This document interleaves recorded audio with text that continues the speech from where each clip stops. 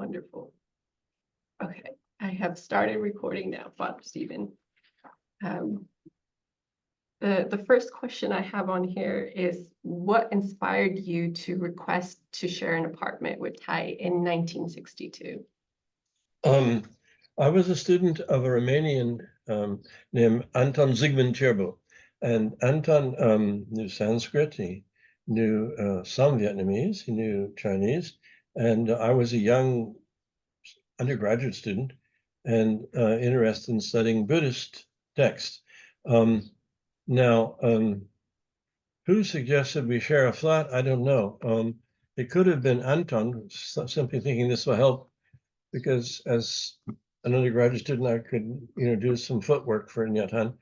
Anyway, we wound up sharing this flat on 109th Street, and I remember it as being a very pleasant experience. And Nhat Hanh's notes in this book, the book called Fragrant Palm Leaves, I have a vague recollection that the Vietnamese title was something on the tracks or on the traces of something, but I can't remember the Vietnamese words. I've forgotten all my Vietnamese. Anyway, if that is not the same text, maybe there's more material in that book, but I don't know where that should be. Yeah, so we it was just a marriage of convenience, as you like. Of course, for someone studying Buddhism, he was an interesting person to talk with. It was multi-layered, if I can put it that way.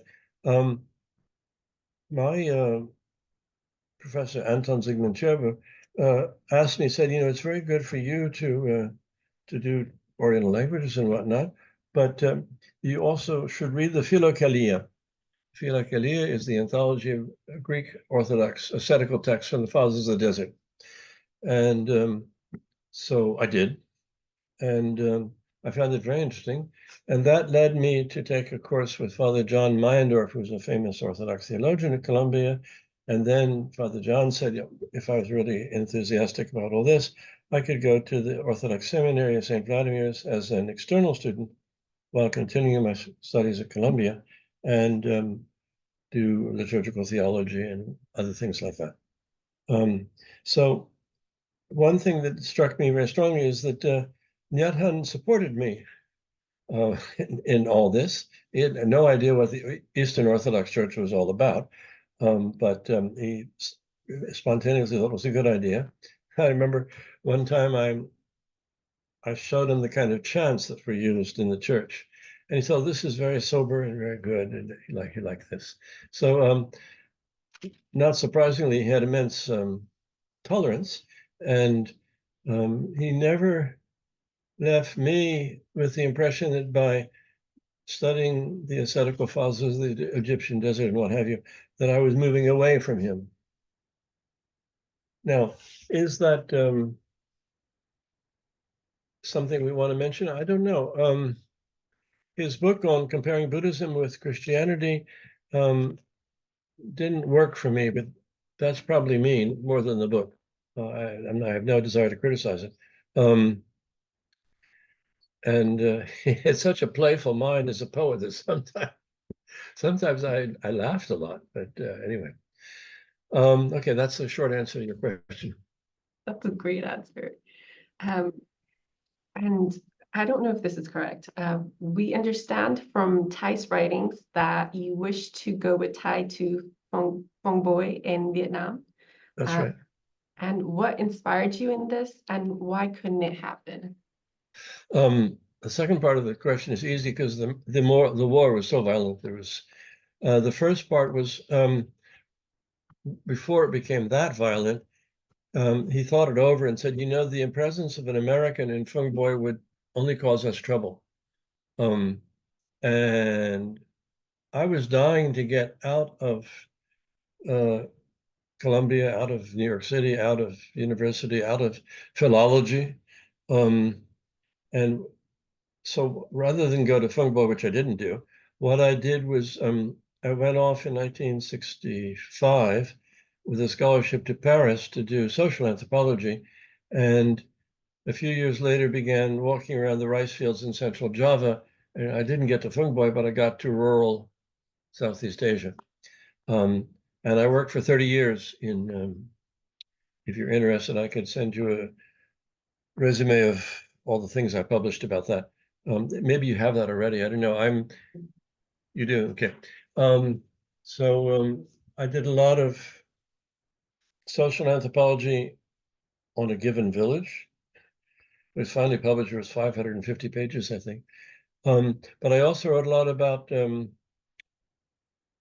anthropology of prayer, comparing Javanese prayer with other kinds of prayers in Southeast Asia, because my colleagues at the National Center for Scientific Research, where I finally got a job, could discuss these things with me. And just to wrap that up, being an Orthodox priest in the National Center for Scientific Research is a bad idea. They don't want believers of any kind. No Catholics, no Protestants, no Orthodox. So I tried to keep a low profile. But as soon as I retired, which was now 15 years ago, I immediately published 5 books, and they're all about the relationship between social anthropology and prayer. So I had my revenge, as it were. But that's I've now gone way, way into the future. There's a book called The Hidden Ear of God, which is a good example of the way in which you can use social anthropology to study different kinds of prayer from different religions. That's more than you need in the way of an answer, but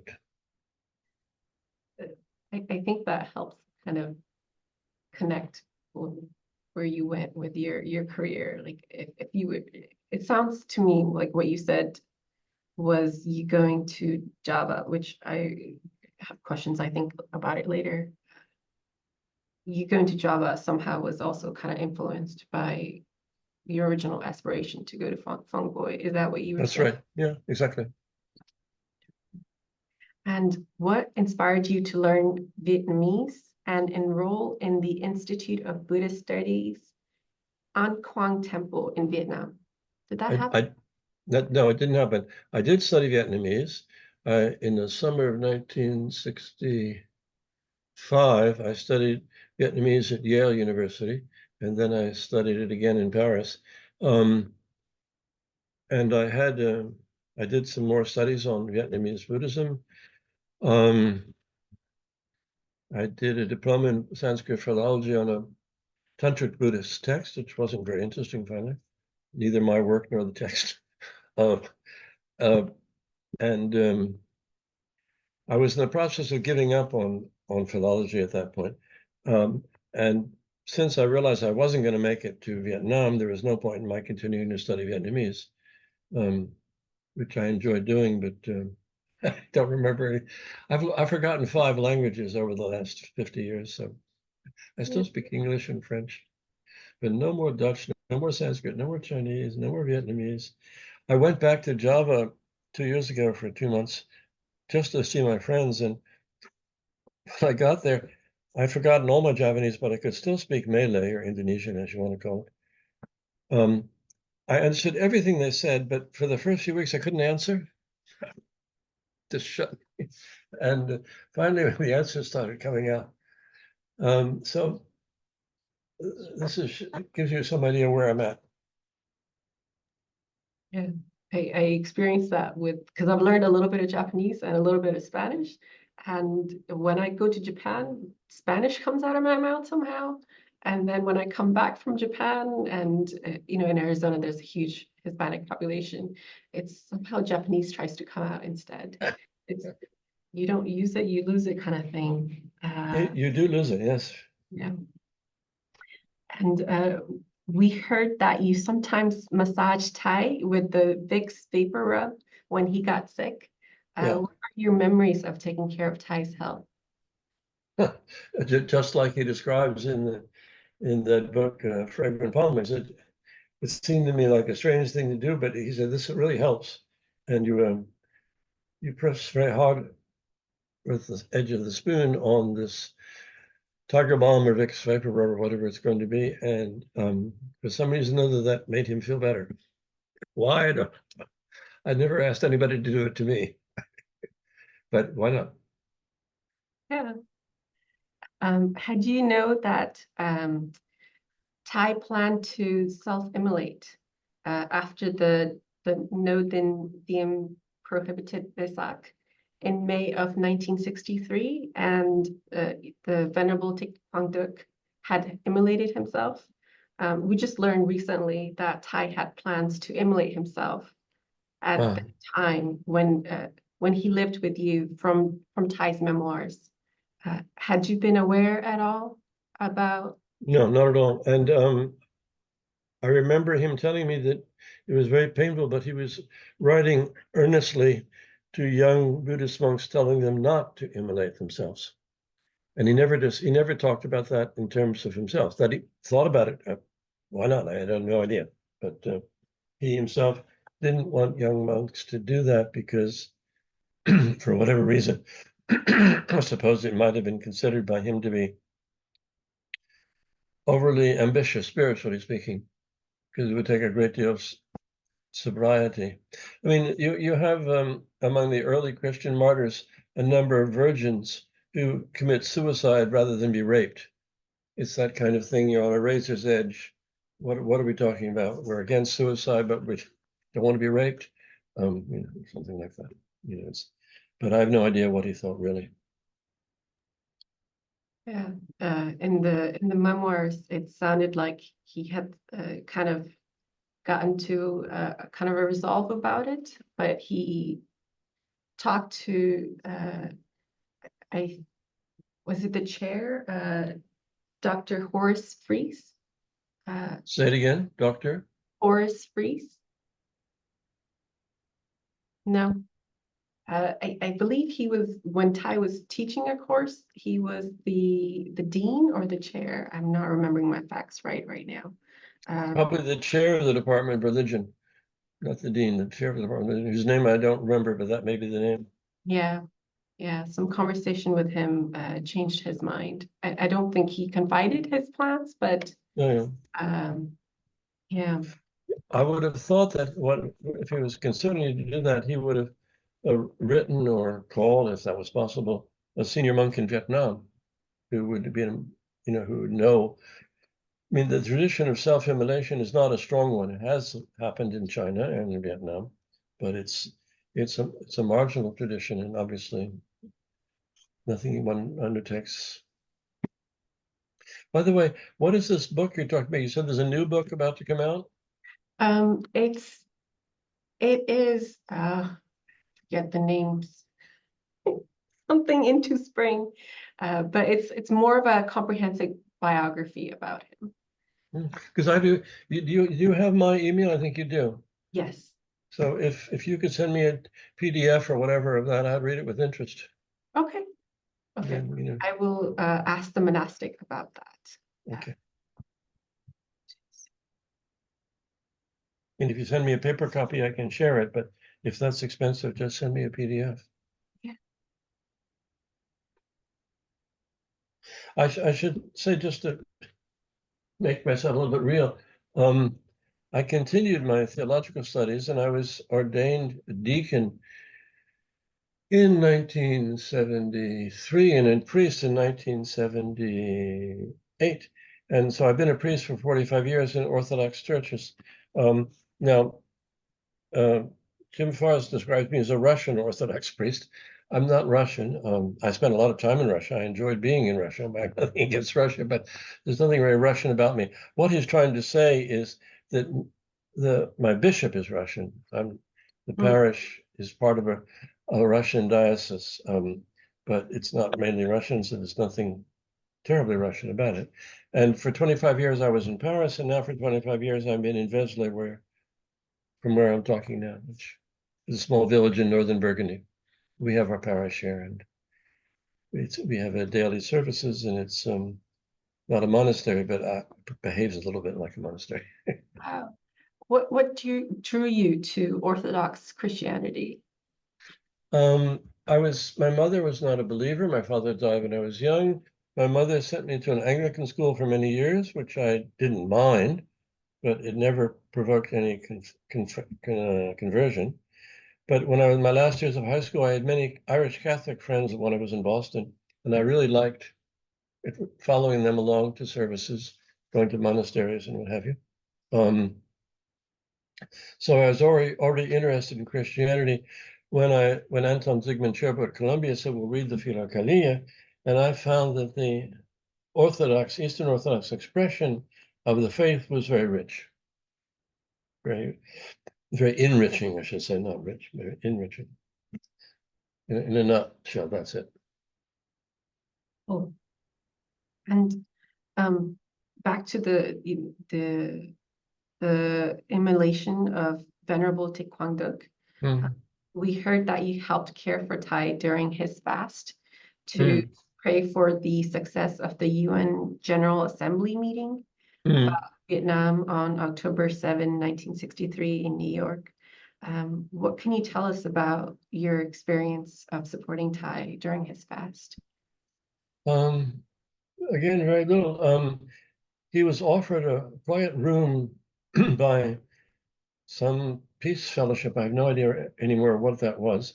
Anyway, the idea was that he would be there all by himself and no one would come in. And he did this for, I think, 3 or 4 days. I can't remember. My responsibility was to come over twice a day and bring, I suppose, rice, some water, maybe lemon water. And I wasn't supposed to say anything. I just put her on the ground near him, and he nodded, and I left, and he took it. So he wanted to be, 3 full days or 4 full days, I can't remember, of complete silence and solitude. And I was supposed to interrupt the solitude as little as possible. In Thay's forthcoming biography, we recorded that Steve reported that the UN General Assembly had decided to send Abdul Rahman Hazwak, the Afghan delegation leader, to lead an investigation into Vietnam. The delegation would leave New York on October 21st, 1963, and wanted to meet Thay for guidance on how to access the truth once they arrived in Vietnam.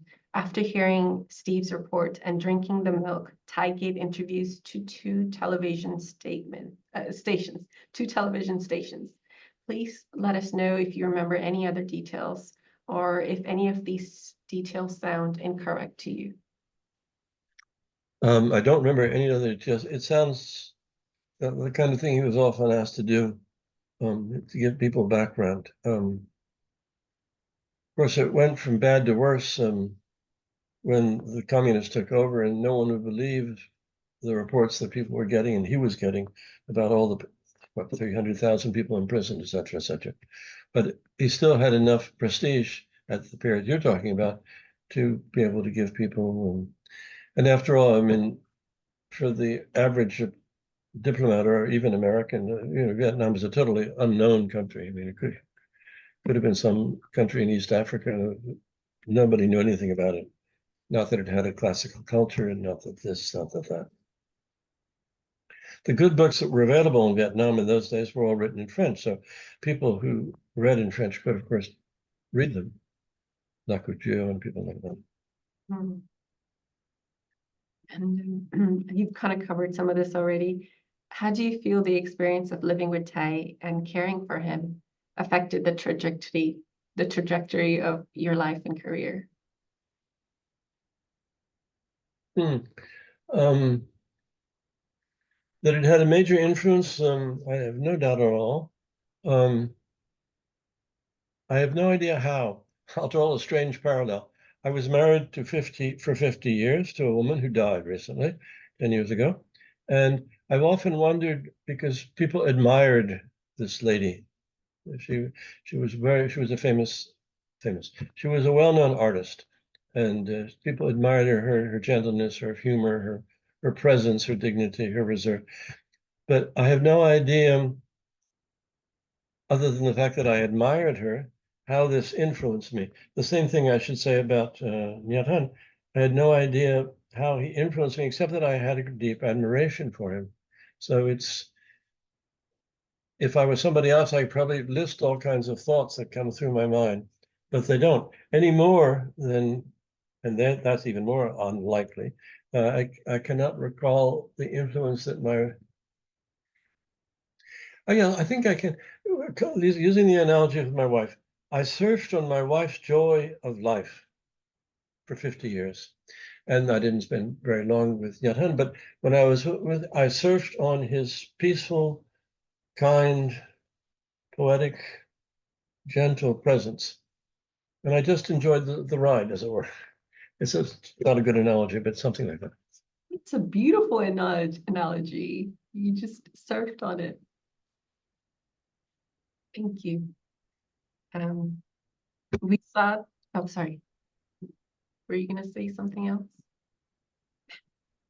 We saw that you received a degree at, I'm not going to say this correctly, École Pratique de Buddhist philology.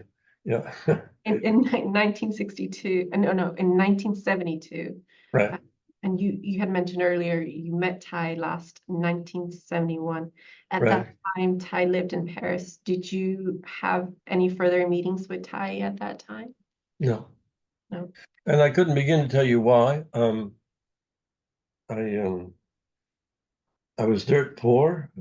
My wife was trying to teach English. I was trying to teach English to earn enough money to pay the rent. I was trying to finish the diploma at this École Pratique and also get moving on a doctorate in social anthropology. So I was also involved in the parish. So, I didn't have many free hours, probably. Yeah. How do you remember how you did meet him when you did meet him back in 1971? No memory whatsoever. Okay. My best guess is that Anton Zygmunt Cheber, this professor, for whom Thay was a research assistant, which, I mean, in a way, it's a kind of a joke, because I'm sure that Cheber knew that Thay knew much more about Buddhism than he did, but as it happened, he had the doctorate from Paris and he was the professor at Columbia, et cetera, et cetera. So seeing that Thay knew good classical Chinese, he just said, well, do some research, receive students and give them suggestions, and let it go at that. I mean, what did he earn? He earned $350 a month, I think, from that job, which is not much, but helped. He was doing a remarkably good job of adapting to America, because leaving Fulingboy, leaving Saigon, coming to America, well, like Princeton is pretty cushy in a certain sense, but not really. It's very elitist, and obviously he could not have been more marginal to the academic milieu of Princeton. That he made some good friends and made it work. He came to Columbia. I mean, he adapted in New York. The Upper West Side of New York is not a very Buddhist place to live. I mean, it's right on the edge of Harlem, and it's. I mean, I liked it, but there's no reason why Nhat Hanh could. But he could find beauty and poetry just about anywhere. And you also mentioned that you lived with him for a shorter period of time in 1967. Yeah, he came to live with us. Oh, where was that? The Upper West Side of Manhattan still. I came back after a year in Paris with the woman who I was going to marry. Let's get this right.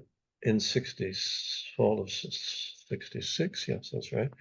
And then we rented a flat on the Upper West Side simply because I found a flat there. And he contacted me, said, I'm in New York. Do you have a place for me to stay? And I said, of course you can. So he slept on the living room couch, as it were. My son was in the corridor.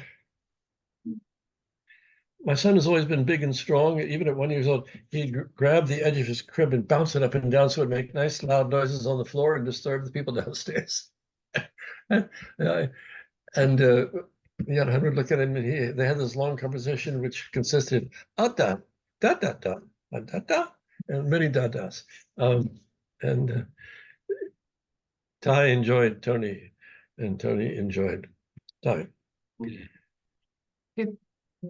That sounds wonderful. you mentioned you had a photo with Thay and your son. If you have that somewhere, I would love to get that from you. Yeah, I thought I should drag it out, and I'm rummaging around my memories is not my favorite occupation. So I was supposed to go back into my bit and drag out. There's about 25 photograph albums and find out which is the one corresponding to that. But I'll do that, and I can do well, I can scan it, I suppose. I'll do a scan and send it to you. Yeah, and I have, yes, I have your email, so that's not a problem. Oh, wonderful. Thank you. This is in the Fragrant Palm Leaves. Professor Anton Zygmunt Servu was reported to have said, "Go east, but stay west." And Thais' question in response to this was, "If you stay west, how can you truly go east?" Yeah. How have these questions played themselves out in your life?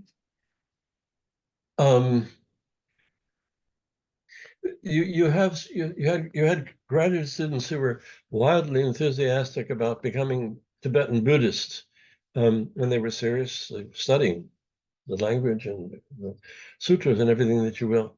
But it was a bit over the top, you know. I mean, unless you grow up in Tibet, you never quite be Tibetan. You, so it's the kind of thing that people were saying, you know. And already in those days, people said a good familiarity with Hinduism or with Buddhism can revive your Christian roots. Now, I didn't have any Christian roots to be revived, but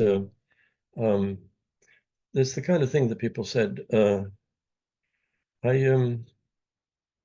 For me, being in an Orthodox church, whether it be Romanian or Greek or Russian or in French, because there are lots of parishes in France, was already very Eastern. I mean, Eastern Europe is not Western Europe. Have you ever been to Romania or Greece or any place like that? No? No. Well, if you go to a Greek Orthodox church wherever you live, you'll already find it not the same as your local Protestant church. The music is very Oriental. The expressions are, well, I don't know what it could be like. Maybe it's a little bit American already, but I doubt it. Yeah, so Orthodoxy is very Oriental. And of course, it's older than Catholicism. I mean, the first popes in Rome were all Greek. And the church came from Alexandria and Jerusalem and Antioch to Western Europe little by little. So Western Europe stayed Western and to some extent, at the same time as it became Christian. And the same thing can be said of the Eastern European churches. There are 15 patriarchates in Eastern Europe. And of course, that irks the Catholics who want to have a one pope. But the Orthodox say, well, we don't need one pope. We need to have each patriarch take care of the cultural, linguistic, and every milieu which they're implanted in. Kind of reminds me of like the statue of the Buddha, as like it travels as Buddhism has traveled to different countries. The face of the Buddha also changes, and the other things change as well. Have you spent any time in Vietnam? If so, when and how was your experience? Tragically, I never got there. Never. But by the time I could have gone, the communists were in control, and I was busily working, trying to get a full-time job finally, on the basis of my research in Java. No, I was actually offered last year the chance to go with a totally impossible lady, an old lady lives in the village. She was going to Vietnam and said, do you want to come along? And I thought the idea of spending 2 or 3 weeks with this woman who's perfectly all right, but just, no thank you. Although I would need to travel now. I don't travel very well by myself. I leave my passport on tables and, do stupid things like that. So I'm afraid I'll never get to Vietnam. But I still have a number of books of Vietnamese poetry translated usually into French. And of course I have Tais books. So I have a certain attachment. I had a very good professor of Vietnamese culture, Trung Dinh Huê. He was a Franciscan priest teaching in Paris in the same École Pratique des Études, which you just mentioned. And I followed his courses because it was extremely interesting. I mean, Vietnamese culture is, when you read the books which are available in French, written by Vietnamese, you realize how fascinating it is. Really, it's its own stamp. Even if half the vocabulary is of Chinese origin, Vietnamese has nothing to do with some, Sinitic languages at all. It's a totally different language family. Hmm. How has being a social anthropologist by training informed your approach to faith and ministry? That's a funny question. I'm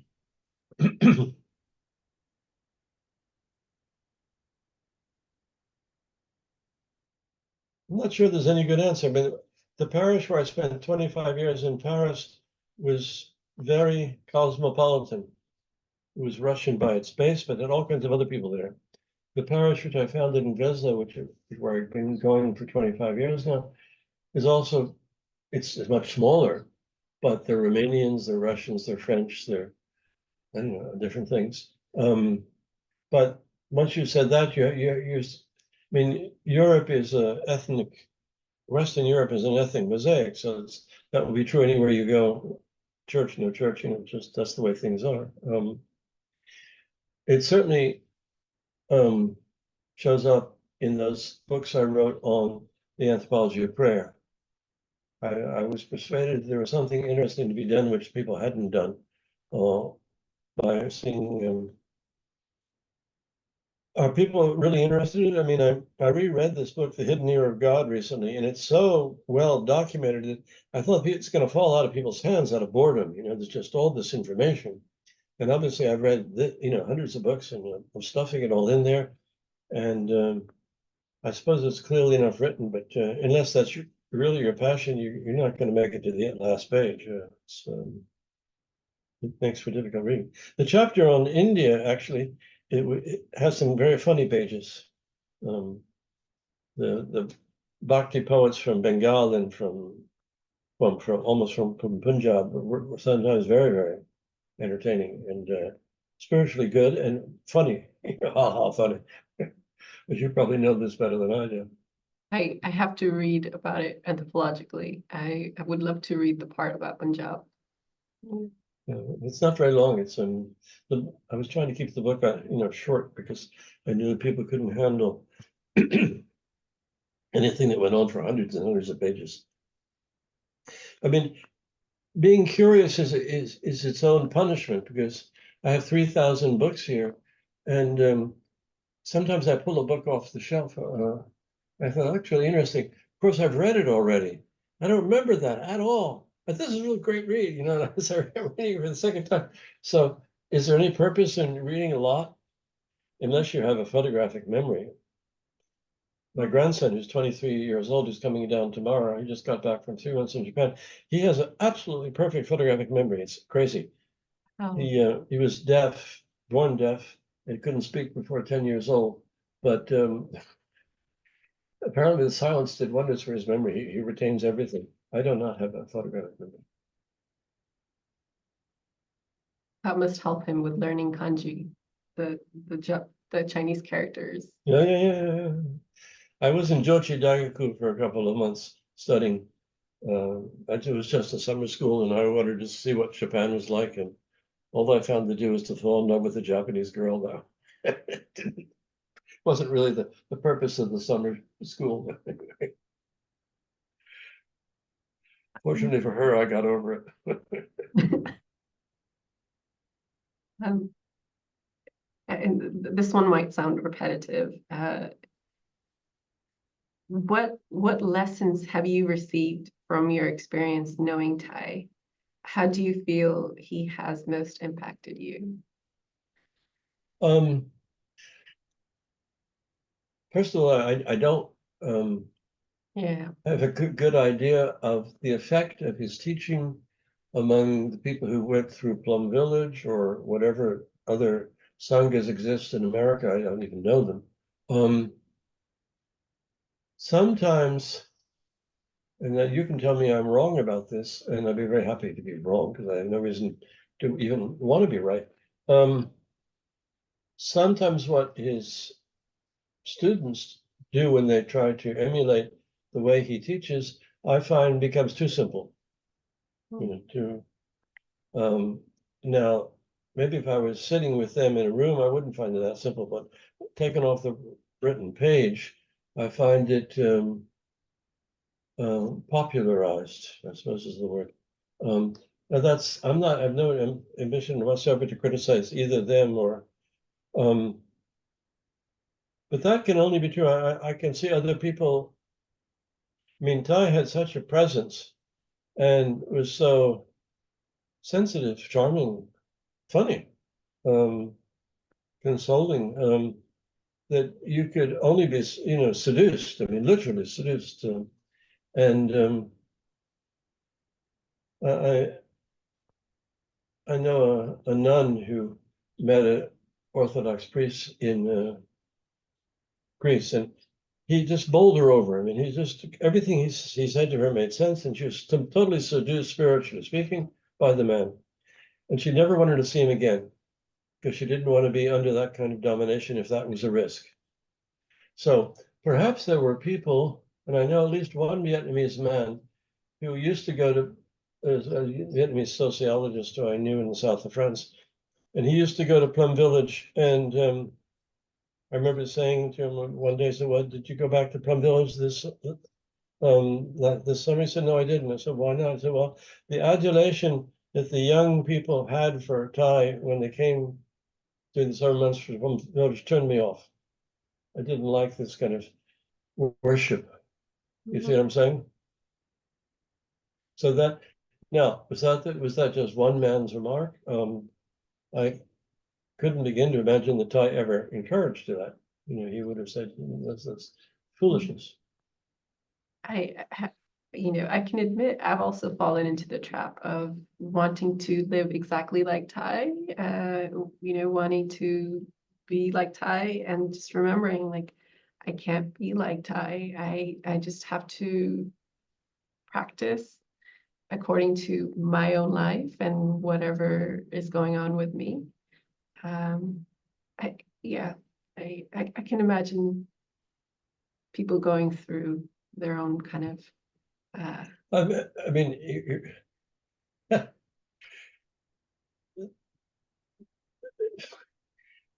Thay was eccentric.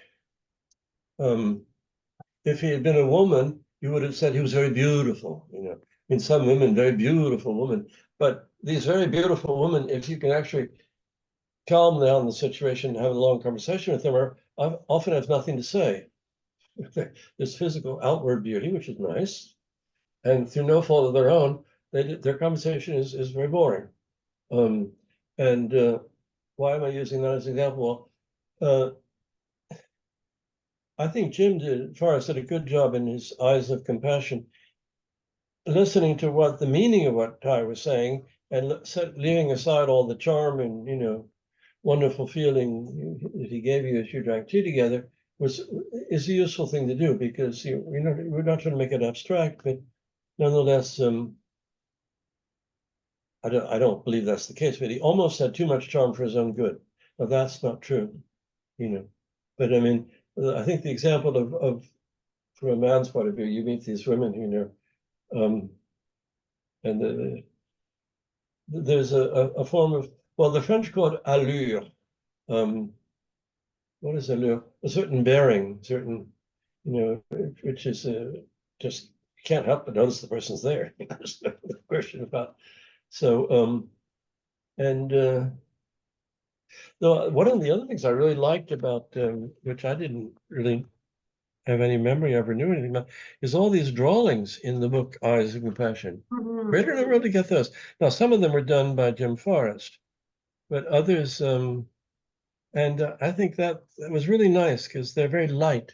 It's very poetic. Yeah. I have a lot of gratitude for Jim and Nancy Forrest for all the artifacts of Thay that they saved. Yeah, absolutely. It was funny. I knew Jim when Jim was helping Thay in New York City, 62, 63. And then many years later, I'm in an Orthodox church in Amsterdam, and someone standing behind me says, "Steve, you're here." That was Jim. And I had no idea they'd been living in Holland and what have you. And so after that, we saw a lot more of each other. Wonderful, wonderful. Yeah. Yeah. Thay and Jim kind of passed away around the same time. Yeah. And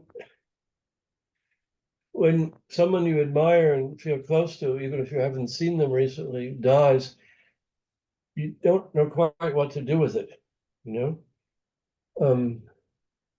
Am I going to feel sad? Well, of course you're going to feel sad, but what else are you going to feel?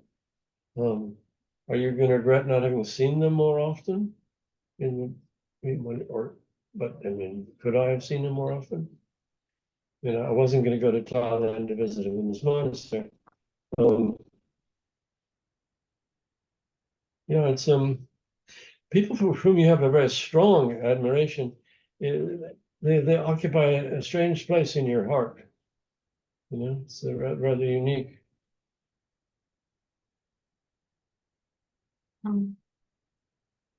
Did you know Masako Yamanouchi, a Japanese woman born in Japan who studied at Bryn Mawr and later in 1966 helped the School of Youth for Social Service started by Thay and Phong in Vietnam. If you do, please tell us anything you remember about her. I don't think I knew her. Yeah. I think I didn't know her. Were you born in Bryn Mawr? Yes, I was born in yes, but that was in 1943, and you know, it was a connection I was trying to make, but that there's no connection there. none whatsoever. No. My mother finally remarried, and I left that part of Pennsylvania in 1956, maybe. Is that right? Could be. And we moved to Boston, where my mother's second husband lived. Two more questions left. After this period of activities during the war and since the forming of Plum Village community, how aware are you of Thai's continual work to share the Dharma in the West? What are your observations and feelings of Thai's rise in popularity and the spread of Buddhism in general?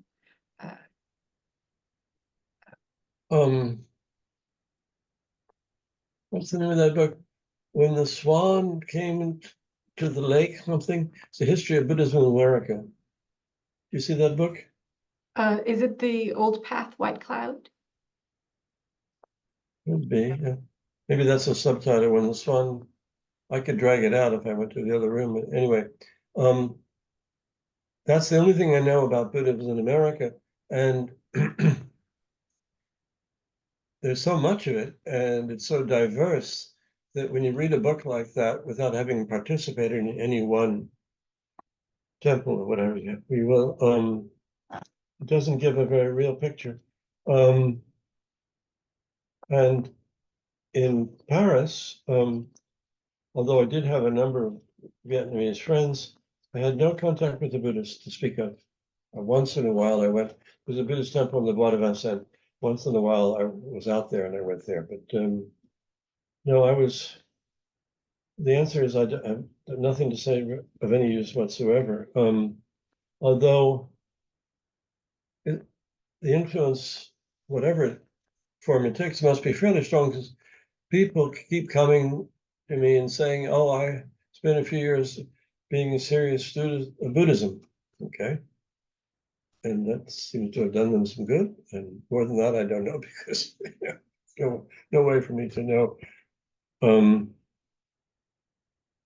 It certainly is better known now, better respected. I don't hear any to speak about Thai, you keep hearing about things Japanese because the Japanese are this big Buddhist civilization and much better well known than the Buddhist civilization of Vietnam. Yeah, I mean, and what are people talking about? They read some books by Suzuki. I don't know. Yeah, one can do, but what traces does that really leave? It opens your mind. Yeah, you have to realize that the kind of thing that people would be talking to me about is, oh, I just went and spent a few months in a monastery in Greece, or I just did a pilgrimage to Egypt and I was out in the desert. I had that experience. My daughter's husband worked for many years in Cairo and speaks Arabic, so one day he decided to take us to see Egypt because we didn't know Egypt. And we were down in an oasis to the south of Cairo.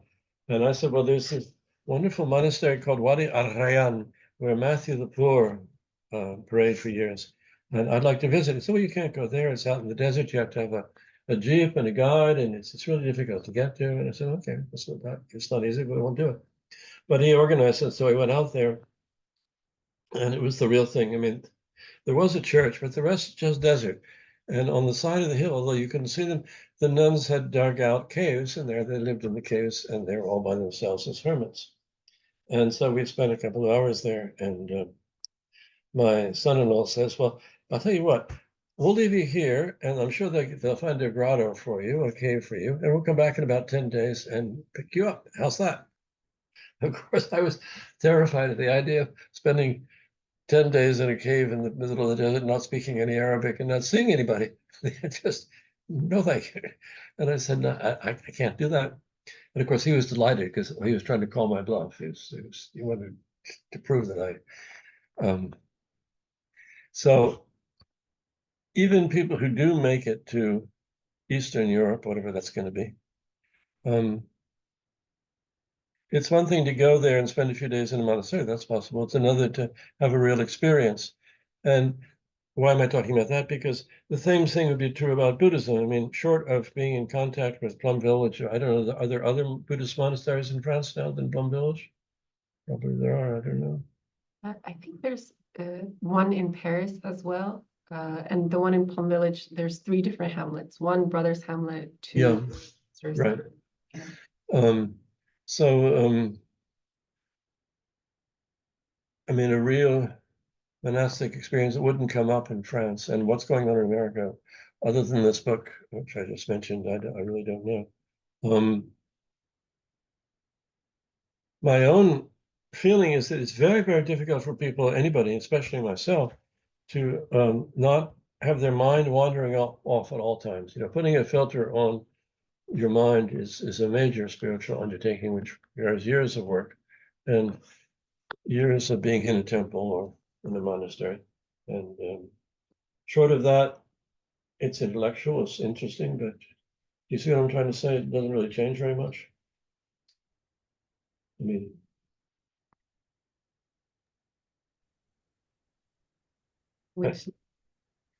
Which leads us to the last question on here, which says, have you ever considered visiting us in Plum Village?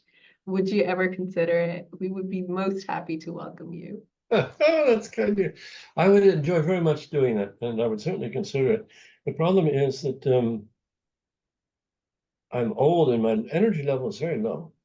I am struggling to maintain autonomy, living in this big house, which actually belongs to my children, since I gave it to them. I live alone, and just taking care of the garden or the vegetable garden. You know, at the end of half an hour of working in the vegetable garden, I come back and collapse in a heap.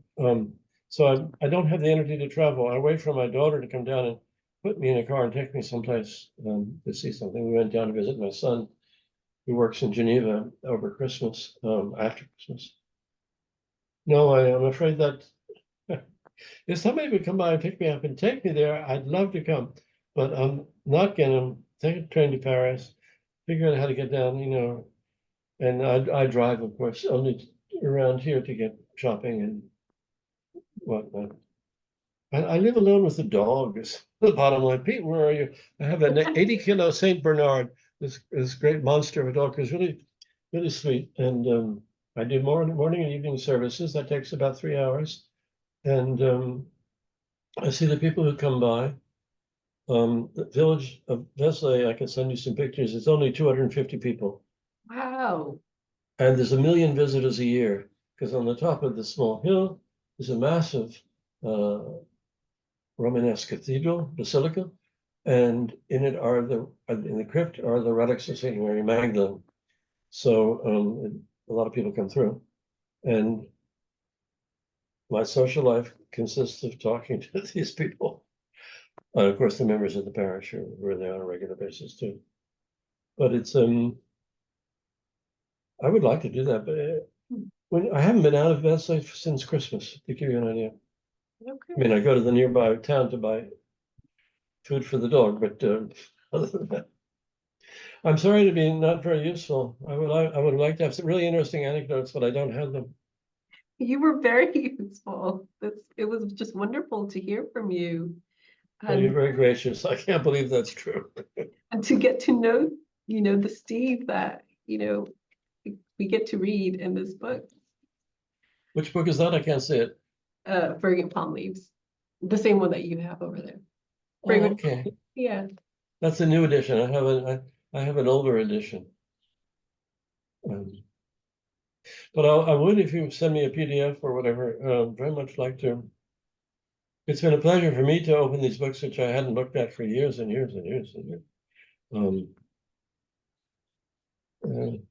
Maybe my sense of time is distended. You see what I mean? These are, and all that is actually quite intriguing. My mother died 20 years ago at a very, very advanced age. And all the time I think of the way she used to talk. She had these expressions in the 1920s and 1930s. Nobody uses anymore. So I dragged them out. A friend of mine was sick recently, and I said, "Are you bright-eyed and bushy-tailed?" She said, "Am I what?" Bright-eyed and bushy-tailed. Those are the kind of things my mother used to say. Yeah, so memory is I suppose one of the qualities of Nhat Hanh is he lived so much in the present that many of the things he said were really beautiful and pertinent, which other people cannot be so pertinent and so poetic in their speech. Yeah.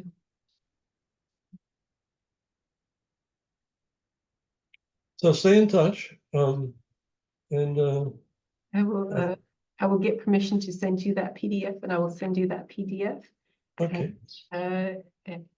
And if I can ask you to send me the picture of Thay and your son that you mentioned. You know what? I'll do that now, because rather than disappoint you and forget about it, which is what I could do, I get to go in the other room and get it out, and hopefully I'll find it and send it to you within an hour.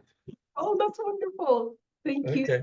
Thank you so much for your time and everything you shared today. Treasure. God bless. It was good to meet you. To meet you too. Bye.